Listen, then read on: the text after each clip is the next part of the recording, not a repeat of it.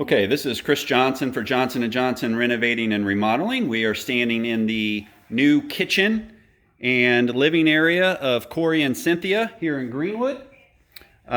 We did a complete kitchen makeover, fireplace makeover, as you see here, as well as the small media center to the right, and all of the hardwood flooring from the foyer throughout the new kitchen. This is the new kitchen, and you can see all of the updated lighting, recessed lighting in the kitchen and living area, probably about 30 lights in total. It's got about this dude here. He's also participating. Corey and Cynthia, can you briefly tell us how you found Johnson & Johnson? Yeah, so my wife and I moved into this house 2 years ago.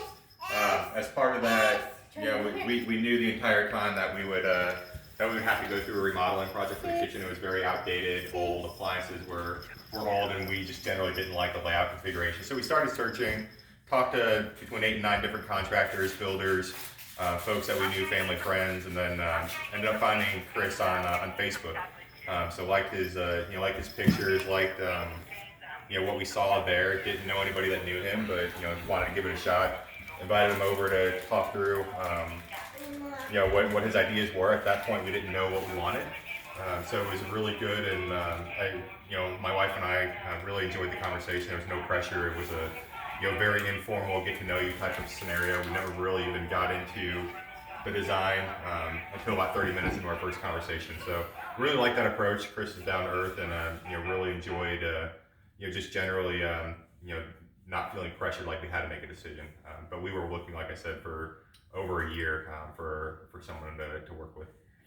We wanted it to click personally. So Yeah, eventually we got into a fair degree of collaboration, right? a lot. Yeah. Okay. What about the collaboration process could you add? I hope that I didn't completely take it over, but as you know, I'm pretty opinionated. So, I mean, can you just briefly explain like how you felt in that process, like as we put our heads together and tried to design a kitchen that you were going to be using for the next 10 years, maybe? So we didn't have an exact idea of what we wanted. So it was really helpful to be able to talk that out. I like my gray, and so Chris was really good at saying, let's tone down gray and maybe look at this option. So it was very helpful to be able to have that expertise there that we didn't have, needing to kind of guide us, I guess. So it was really nice to have the guidance and be able to trust it and feel comfortable also saying, well, this is what I like, this is what I don't like, Yeah. and being able to come out with a good outcome.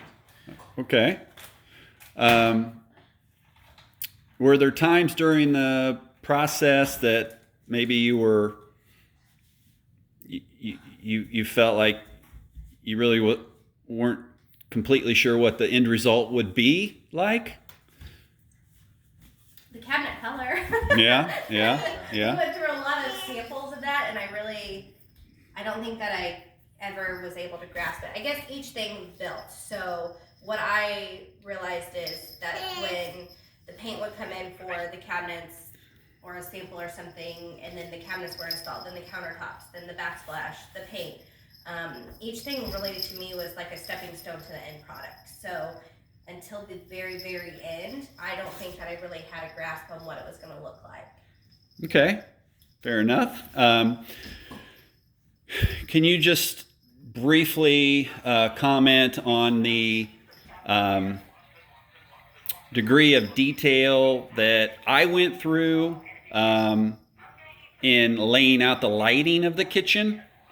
That's something that I really appreciated. So Chris came in and he drew on the ceiling of where each light was going. So we actually talked about where they would go. We talked about where the switches would and would not go, and changed it even. But that's something that I really appreciated because we knew it was all drawn onto the ceiling of where everything was going to go, and the markings. Now- I think just to add on that, right? I felt like Chris and his team were very detail oriented too, right? If we think about the process, it's something that, especially if you haven't gone through before, you don't see a lot of the steps that are required. So for us, it was things as simple as leaving extra wire, where lights would go in once the cabinets were there, right? Those types of details are often overlooked, and it creates headaches in the end when you've got to try to fish new wires through through the ceiling joists and things like that. So we definitely appreciated that extra care and attention that he took. Yeah. Do you recall here at the refrigerator pantry area how we left the wires sort of hidden up into the ceiling as we did the drywall, so that we could finish the drywall, smoothly, sort of like in one pass, and then later, once the cabinets were installed, we retrieved the wire from inside the ceiling cavity so that these lights could be lined up to the degree at which they are here at the refrigerator. And we had these lights here prior to, didn't we? So we got pretty lucky on that. But the implications here are that the upstairs, we have living area, so there's no attic access per se to cut these lights in later, except for these two here. We had wires just up in the cavity, but we prefer to cut the lights in later. Did all of that make sense to you? It did, yeah, and I think, like I said, that's exactly what I was alluding to, is just the preparation and planning ahead of time.